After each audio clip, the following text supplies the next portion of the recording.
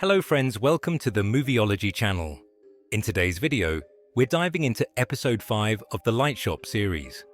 Don't forget to hit subscribe and turn on notifications to stay updated on all the new episodes. At the start of episode 5, the story then takes us into the past, where we witness patients in a hospital who are in a coma following a devastating bus accident. This episode delves into the lives of those who were on the bus and uncovers the events that led to the accident. The narrative shifts to Hyun Min, a man heading home after work on a train.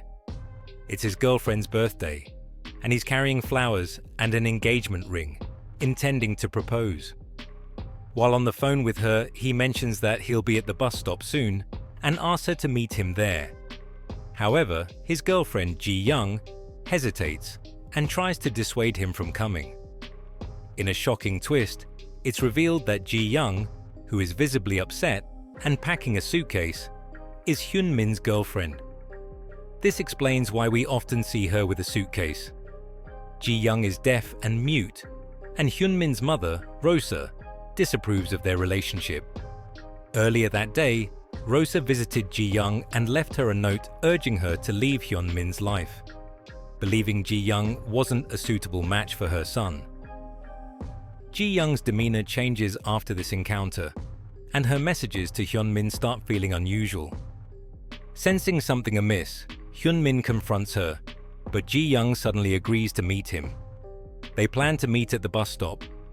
Meanwhile, in a nearby apartment, Seon-hae and Hae-won are exploring a potential new home.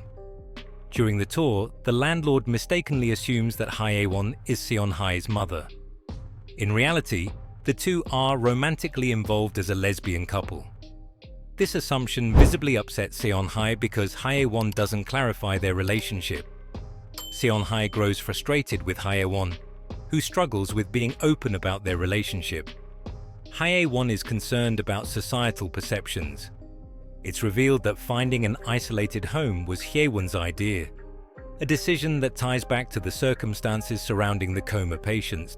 The secluded house that appeared in Seon-hae's dream was in fact a reflection of their plan to live somewhere far from prying neighbors. The focus shifts to Gwang Girls High School, where Hyunju leaves the campus amidst heavy rain. Her mother, Jung Yoo-hui, meets her with an umbrella, and they walk together toward the bus stop, chatting along the way. Simultaneously, Ji-woong, a young boy seen singing in a dark alley in earlier episodes, heads home after school with his friends. Their conversation reveals that he's a talented basketball player. The scene transitions to Seong-won, the man who cried in the elevator. Seong-won works as a bus driver and is preparing to drive his Route 362 bus. Upon noticing an issue with one of the rear tires, he calls his company to report it. However, the company informs him that the garage is closed and any repairs done at a private shop will be at his own expense. Reluctantly, Seong-won decides to ignore the issue and begins his route with the faulty bus. At the first stop, an elderly woman boards the bus with her young grandson, Woon-chul. She asks Seong-won to keep an eye on the boy before departing. Elsewhere, Hyun Min arrives at the bus stop after rushing off the subway, only to realize he left the flowers and chocolates on the train. Fortunately, he still has the engagement ring. Deciding to move on, he messages Ji Young to meet him at the bus stop. Ji Young, now en route, also gets on the same bus, delayed by the rain. Meanwhile, the tension between Seon-hae and Hae-won remains unresolved. Seon-hae is still upset at Hae-won's reluctance to openly embrace their relationship. At this emotional peak, the Route 362 bus arrives. Seon-hae boards the bus, followed closely by Hye-won, who is desperate to reconcile. Inside the bus, the sensors alert Sung-won that the vehicle requires immediate attention at the garage. Sung-won decides to press on. When he reaches the next stop, he sees Hyunju and her mother, Jung Yoo-hui, waiting in the pouring rain. As this is the last bus on the route, Seong-won initially drives past them, Realizing how difficult it would be for them to find another mode of transport in the storm, he stops a little further ahead to let them board.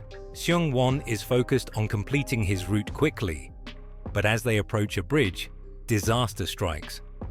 One of the bus tires bursts, causing the vehicle to skid uncontrollably. The bus crashes into the railing and plunges into the water below. As the bus hits the water, Hyun-min's phone breaks. Unaware of the accident, Hyun-min's spirit has no memory of the crash or any events that followed, leaving him disconnected from his loved ones. On the opposite side of the bridge, Ji-young witnesses the bus plummeting into the water. Realizing what has happened, she panics and tries to call Hyun-min, but he doesn't answer. In her distress, she dials 119, but her inability to speak or hear properly prevents her from conveying the situation. Overwhelmed and crying, Ji-young runs toward the bridge, desperate to do something. Meanwhile, the bus continues sinking, and none of the passengers manage to escape. By the time Ji-young reaches the bridge, rescue teams have already arrived, pulling the victims from the wreckage and rushing them to the hospital. Ji-young, distraught and terrified, heads straight to the hospital, where Nurse Yong-ji is frantically attending to the injured. The scene is chaotic, with families arriving in a panic to check on their loved ones. Ji-young, hesitant to enter, is racked with guilt, convinced that Hyun-min's accident is her fault. She believes he was on his way to meet her, and this tragedy unfolded because of her. Inside the hospital, the reality of the situation becomes clearer. Seung-won, the bus driver, succumbs to his injuries and is the first victim declared dead. His wife, devastated, breaks down upon seeing his lifeless body. Seung-won's spirit lingers, consumed by guilt for the role he played in the crash. Next, Ji-woong is brought out of the ICU. Though alive, he's in a coma with both legs severely injured. This detail explains why, in earlier episodes, his subconscious mind equated him to Ji-young, as both were deeply affected by physical trauma. Hyun-ju follows. Her mother, Jung Yoo-hui, is revealed to have died trying to save her. Hyun-ju's father, dressed in funeral attire, watches over her as the doctors report her slim chances of survival. Hae-won is the next casualty. Despite her efforts to protect Seon-hae, she doesn't survive. Seon-hae, like Hyun-ju, remains in a critical coma. Meanwhile, Hyun-min's condition is also dire. The doctors work tirelessly to stabilize him, leaving his parents and Ji-young anxiously waiting for updates. Rosa, consumed by anger and grief, blames Ji-young for Hyun-min's condition.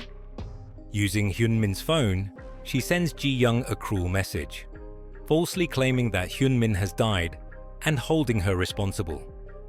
Already racked with guilt, Ji-young is devastated by the message. She replies that she's coming to Hyun-min but doesn't receive a response. Shortly after, the doctors manage to stabilize Hyun-min. His parents feel a glimmer of hope, and his father encourages Rosa to inform Ji-young about his improved condition. However, when Rosa checks the phone, she sees Ji-young's message and realizes too late the depth of her anguish. Overcome with guilt, Ji-young tries to take her own life in her sewing shop. As she struggles, she notices a message on her phone explaining that Hyun-min is alive. Desperately trying to save herself, she breaks her nails clawing at the noose, but it's too late. This tragic act explains why her nails appeared reversed in the first episode. The episode concludes with all the coma patients walking through a dark alley, drawn toward the light emanating from the mysterious light shop. Here, they reunite with loved ones who had sacrificed themselves to protect them. Ji-young with Hyun-min, Jung Yoo-hui with Hyun-ju, and Hae-won with Seon-hae. These loved ones, even in the afterlife, continue to guide and protect them. However, Ji-young is haunted by a disturbing truth. Hyun-min doesn't seem to recognize her, setting the stage for more revelations. As the mysteries deepen, questions remain. What is the true nature of the light shop? What does Tiger Eyes signify? And how do the detective and the chef fit into the story? The upcoming episodes promise to unravel these secrets, and that wraps up episode 5 of Light Shop. I hope you're enjoying this thrilling series. Trust me, the next episodes will be even more mind-blowing, with terrifying and heart-wrenching twists.